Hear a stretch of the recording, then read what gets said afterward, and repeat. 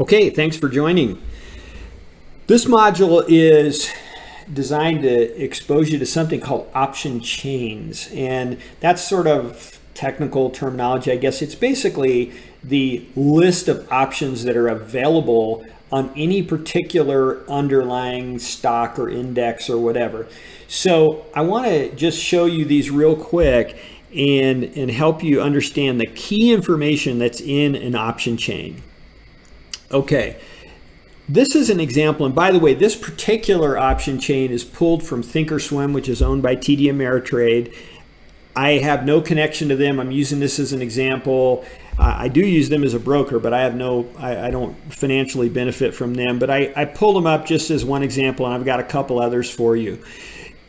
In this one, what you'll see is we have some key information here that's usually in every option chain. First of all, you're going to see the underlying. So in this case, and from our other example, if you were looking at one of the other modules, we chose an example of Apple. So it tells you what the underlying is and what is the current price of the stock. That's pretty common in an option chain. Then you're going to see the bits of information that are really key, which is number one, the expiration date. And then you're going to get to strike prices. We'll come to that in just a second. But here you have the way TD Ameritrade does it, or Thinkorswim, is you have all the expiration dates listed. And then if you want to see the options available within that expiration, you click on that little side arrow.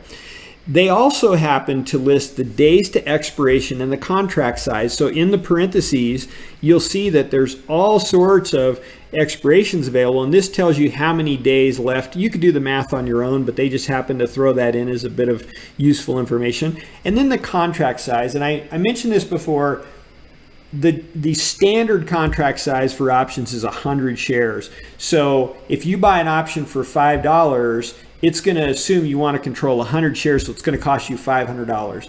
So the standard, there are some very, very oddball, every once in a while you'll see something where there's 50 shares, but it's very, very rare. 99% of the time it's going to be 100 shares.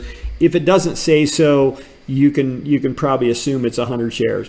Okay, if you click on this little side arrow right here, what happens then is you see an expanded view with all of this other information. So you see your dates here. Here's that same date, but you can see the arrows changed. And so what you're going to see here is, first of all, calls and puts. So I've got call options, which you'll remember from our definition is the right to buy at a certain strike price, and then puts over on this side with the information, or with the the right to sell at a certain strike price, and then all your strike prices are in the middle. So it says right here strike, and then here's all the different strike prices. And you'll remember we chose in our example of what's an option, we chose an Apple strike price of 140, and I showed you how that one was selling for $5 at the time of the recording. Obviously this stuff changes every day, but this is what you'll see. And so as you get, if I said, well, 140, I really wanted it 135, well, I could do that and it would just cost $7 instead of $5. Or if I wanted to buy a less expensive option, but I thought Apple was really going to move, I could do that. So there's all kinds of choices of expiration dates and all kinds of choices of strike prices. And these are the most important bits of information that you're going to get from an option chain. Now, I'm going to shift gears here and show you a crazy example from ETrade. ETrade has a different kind of options chain. It's similar though, right? You see calls on one side, you see puts on the other side. Their expirations are across the top, so you can see the highlighted one. I chose the July one. And then you'll see the prices, and if I were to go to that 140, it's now $1.31. Apple's gone down from 100 and whatever it was. I think it was close to $135 down to 127.